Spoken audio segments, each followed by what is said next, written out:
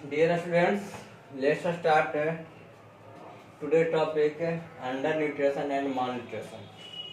Under nutrition को समझने के लिए हम ऐसे समझेंगे कि अस्वस्थ अवस्था, शरीर की वह अस्वस्थ अवस्था जिसमें भोजन की कमी हो, यानी कम मात्रा में भोजन जब मिलता है शरीर को तो शरीर क्या हो जाएगा, अनहेल्दी हो जाएगा। तो उस अवस्था को हम अंडर न्यूट्रिशन कहते हैं। जैसे यहाँ देखिए दिया हुआ है, unhealthy state of the body due to the intake of lesser quantity of food is called undernutrition. तो अंडर न्यूट्रिशन की स्थिति बनती है कब, इसका रीजन क्या है अंडर न्यूट्रिशन का?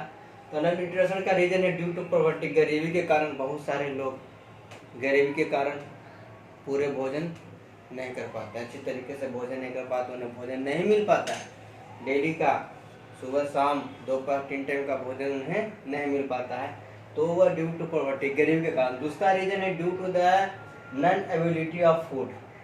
नॉन एबिलिटी ऑफ फूड मतलब भोजन की अनुपलब्धता। भोजन की अनुपलब्धता के कारण भी क्या होता है, अंडर न्यूट्रिशन उत्पन्न होता है।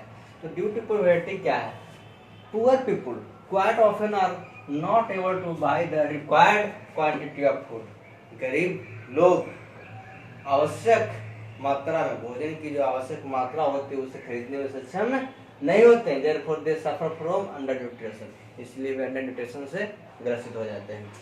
दूसरा due to the non ability of food, sometimes due to the reason beyond the control of people sufficient food might not be available. किसी ऐसी घटना के कारण, अभी हम लोग देख रहे हैं कोरोना के कारण ही बहुत सारे मजदूर, बहुत सारे लेबर जो एक दूसरे जगह फंसे हुए हैं, उन्हें प्रॉपर अमाउंट में भोजन नहीं मिल पाता है। तो वही किस कारण से, क्योंकि उन्हें नॉन एबिलिटी ऑफ फूड के कारण वे ग्रसित है। ये नॉन एबिलिटी ऑफ फूड से ग्रसित है, उनके पास भोजन की उपलब्धता नहीं है, जिसके कारण जो कंडीशन उत्पन्न हो रहा है वह कंडीशन क्या है, अंडर न्यूट्रिशन की कंडीशन उत्पन्न हो रहा है। जैसे कोई ऐसी प्राकृतिक घटनाएं जैसे फ्लड हो गया, ड्राउट हो गया, सुनामी हो गया, इन सभी ये सभी जो रीजन है due to non availability of food को जन्म देता है। अब है दूसरा है माल न्यूट्रिएंट्स। माल न्यूट्रिएंट्स में क्या होता है, आवश्यक पोषक तत्व। बैलेंस डाइट में जो न्यूट्रिएंट्स चाहिए, उस न्यूट्रिएंट्स में किसी एक या दो न्यूट्रिएंट्स या किसी न्यूट्रिएंट्स की कमी से जो बीमारी उत्पन्न होती है ना, या किसी एक न्यूट्रिएंट्स की कमी ही क्या कहलाता है, माल न्यूट्रिशन कहलाता है। इसे यहाँ पर देखिए आपको हम बता रहे हैं कि समटाइम्स आवर डाइट में बी लैकिंग इन वन और मोर न्यूट्रिएंट्स। कभी कभी हमारे आहार में एक या एक से अधिक पोषक तत्व की क्या होती है, कमी हो जाती है। In such a situation even if we eat sufficient food our body does not get the required nourishment. ऐसी स्थिति में यदि हम प्रचुर मात्रा में भोजन कर भी लेते हैं, फिर भी हमारे शरीर को आवश्यक पोषक तत्व नहीं मिल पाता। As a result we may get weak और फॉल सिक। परिणामतः क्या होता है, बीमार पड़ जाते हैं, कमजोर हो जाते हैं। Such a condition in which people become weak and sick due to the lack of one or more nutrients in one's diet is termed as malnutrition। वही हुआ वैसी अवस्था जिसमें लोग एक या एक से अधिक न्यूट्रिएंट्स के कारण कमजोर, बीमार पड़ जाते हैं, उसी को क्या कहा जाता है, माल न्यूट्रिशन कहा जाता है। Thus malnutrition may be either due to carelessness or lack of education।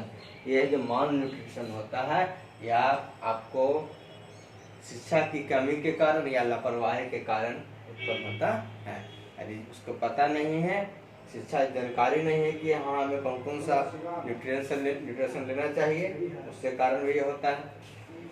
अब आगे जो देखिए आपका है, देखिए यहाँ पर जो माल न्यूट्रिशन के कारण, देखिए माल न्यूट्रिशन के कारण इससे डिजीज है। कौन सा डिजीज है, marasmus. A child suffering from marasmus, a disease called by protein energy mall nutrition. मतलब इससे प्रोटीन की कमी है। प्रोटीन क्या है, न्यूट्रिशन है ना। पोषक तत्व है, सो प्रोटीन की कमी से कौन सा डिजीज हो गया है जी, मरासमस हो गया है। ये माल न्यूट्रिशन का एग्जाम्पल हुआ। Both the under nutrition and mall nutrition retard the growth and cause mental and physical disability in people of all age group। malnutrition and undernutrition दोनों किसी भी ग्रुप के किसी भी एज के लोगों के लिए क्या होता है, घातक होता है। या तो उसको मेंटल डिजीज हो जाएगा या तो फिजिकल एबिलिटी हो सकता है। The growing children are affected very badly by undernutrition and malnutrition. Malnutrition से और अंडर न्यूट्रिशन से जो बच्चे वृद्धि कर रहे हैं, नवजात शिशु जो विकास कर रहे हैं, वह ज़्यादा प्रभावित होता है। For example if a child gets lesser carbohydrate, यदि कोई बच्चा कार्बोहाइड्रेट कम मात्रा में ले रहा है और प्रोटीन कम मात्रा में ले रहा है, तो उससे क्या जी, प्रोटीन एनर्जी माल न्यूट्रिशन PEM से ग्रसित हो जाएगा। देखिए ये है प्रोटीन एनर्जी माल न्यूट्रिशन से कौन सा डिजीज हो गया जी, मरासमस हो गया। A child suffering from malnutrition falls sick quite often. A माल nourished child does not need costly medicine or tonic। जो माल न्यूट्रिशन बच्चे होते हैं वे does not need costly medicine और टॉनिक। कॉस्टली मेडिसिन टॉनिक जरूरत नहीं हो पाता है। ही should be given the required amount of balance. उसे क्या चाहिए जी, उसे प्रॉपर मात्रा में संतुलित आहार देने की जरूरत होती है। दवा से और टॉनिक से इसका जो डिजीज है वह कंट्रोल नहीं होगा। उसको क्या चाहिए, प्रॉपर मात्रा में बैलेंस डाइट चाहिए। देखिए अभी आपको हम बताए थे पिछले क्लास में ओबेसिटी हम बताए थे कि ज्यादा मात्रा में स्पाइसी, ज्यादा मात्रा में ऑयली फूड लेने से, तैलीय फूड यदि हम ज्यादा मात्रा में खाएंगे तो क्या हो जाएगा, क्योंकि तैलीय फूड में फैट होता है और फैट हमारे शरीर को ज्यादा मात्रा में नहीं चाहिए, बहुत लेस मात्रा में चाहिए। ज्यादा लेंगे तो हमारे शरीर में स्टोर हो जाएगा, स्टोर होने के बाद कौन सा डिजीज हो जाएगा जी, ओबेसिटी हो जाता है। देखिए तो the overweight and bulkiness of a person's body due to excessive accumulation of fat in it is called obesity, जिसको हम लोग मोटापा कहते हैं, है ना। देखते होंगे बहुत सारे व्यक्ति, बहुत सारी महिलाएं, बहुत सारे पुरुष को आप देखते होंगे तो उनका पेट क्या हो जी, बहुत बढ़ गया, शरीर बहुत मोटा हो गया, तो इसको हम ओवरवेट भी कहेंगे। तो कॉजेज ऑफ ओबेसिटी देखिए क्या है। सबसे पहला तो हम बताएं कॉजेज क्या इसका होगा, ज्यादा ऑयली फूड, ज्यादा फैटी फूड लेने से होगा। तो over eating particular fat rich food, ज्यादा मात्रा में फैट रिच फूड लेने से क्या होता है, ओबेसिटी होता है, मोटापा हो जाता है। हार्मोनल इम्बैलेंस से भी होता है ओबेसिटी। मेटाबॉलिक डिसऑर्डर से भी ओबेसिटी होता है। और लैक ऑफ फिजिकल वर्क, यदि हम खा रहे हैं, खाना तो सुबह शाम दोपहर 3 टाइम 4 टाइम खा रहे हैं, अब फिजिकल वर्क कर ही नहीं रहे, एक्सरसाइज कर ही नहीं रहे हैं, तो क्या होगा, शरीर मोटा हो जाएगा, वेट बढ़ जाएगा, है ना, मोटापा बढ़ जाएगा।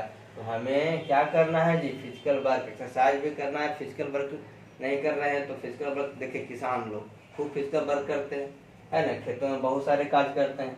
हम लोग तो क्या है, पढ़ते हैं, पढ़ाते हैं और एक्सरसाइज फिजिकल वर्क करते ही नहीं है, तो कम से कम एक्सरसाइज करें। Way to control obesity. अब ओबेसिटी को कंट्रोल करने का तरीका क्या है, तरीका ओबेसिटी को कंट्रोल करने का, ओबेसिटी को कंट्रोल करने का तरीका doing physical exercise regularly and regulating the lifestyle. Physical exercise regular करना है, प्रतिदिन फिजिकल एक्सरसाइज करना है। Taking medicine to correct hormonal imbalance and और मेटाबॉलिक डिसऑर्डर। जो मेटाबॉलिक डिसऑर्डर है, हार्मोनल इम्बैलेंस है, तो उसके लिए सही दवा लेना है। Avoiding high fat and high carbohydrate food, ज्यादा फैटी भोजन लेने से बचना है। Obesity a health hazard. देखिए क्या है ओबेसिटी, एकदम स्वास्थ्य के लिए क्या है जी, अभिशाप है।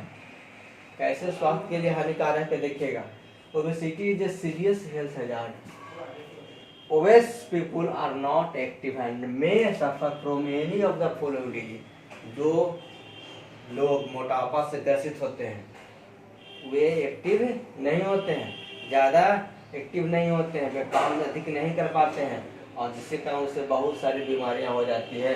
Increasing cholesterol in their blood में कोलेस्ट्रॉल की मात्रा बढ़ जाती है। उसके बाद cardiovascular disorder such as hypertension हो जाता है, जिसको हम हाई ब्लड प्रेशर कहते हैं। उसके बाद आर्टरियोस्क्लेरोसिस हो जाता है, जिसको हम ब्लॉकेज ऑफ आर्टरीज, जिसको हम कहते हैं हार्ट ब्लॉक कर गया, ये हो जाता है। एंड कोरोनरी अटैक हो जाता है, कोरोनरी अटैक आ जाता है। और उसके बाद डायबिटीज, शुगर की बीमारी हो जाती है। तो हमें हेल्थ को सुधार करके रखना है, अपने स्वस्थ रहना है, अपने शरीर को बैलेंस में रखना है। ओबेसिटी को पनपने नहीं देना है, क्योंकि ओबेसिटी जो है मोटापा बहुत सारी बीमारियों का कारक होता है। और ओबेसिटी से बचने के लिए हमें क्या करना होगा, बैलेंस डाइट लेना होगा, ज़्यादा फैटी फूड नहीं लेना होगा और रेगुलर एक्सरसाइज करना होगा। तो इससे रिलेटेड कुछ क्वेश्चन यहाँ पर हैं जिसको आप लोग को बनाना है और ये क्वेश्चन आप लोग को उपलब्ध करा दिया जाएगा। इसका बना लीजिएगा आप लोग, इसका आंसर भी आप लोग को मिल जाएगा। और नेक्स्ट क्लास में हम लोग फिर मिलेंगे। That's all, thank you.